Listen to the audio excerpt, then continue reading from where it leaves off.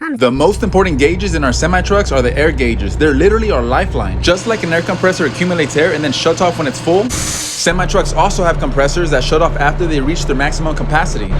And since we use an air brake system, if our tanks are low, a red light will start flashing and we won't have any brakes. 120 PSI indicates a full tank, but it will drop a few pounds with every step. We also have a fuel gauge that costs $1,000 to stay full, and if it drops down to empty, the truck will shut off. And just like the fuel gauge, if the voltmeter drops down from 14 to 0, the truck will also shut off. I have a speedometer that doesn't pass 55 because I live in California, and a tachometer to let you know when to shift. Her sweet spot is 1600 RPM. We have a water temperature gauge that circulates between 170 and 200 degrees, depending on if you're loaded or not. Like if we're climbing up mountains, our trucks will sometimes reach 220 degrees. The oil temperature gauge also moves depending on if you're loaded or not, but it's usually between 185 to 225, average being about 195. The oil pressure gauge will usually stay at 50 unless you're idling for a while, then maybe it will drop down to like 25 PSI. And admittedly, the transmission temperature gauge is the gauge I least look at, but for the most part, it stays at 200 degrees unless I'm climbing up hills.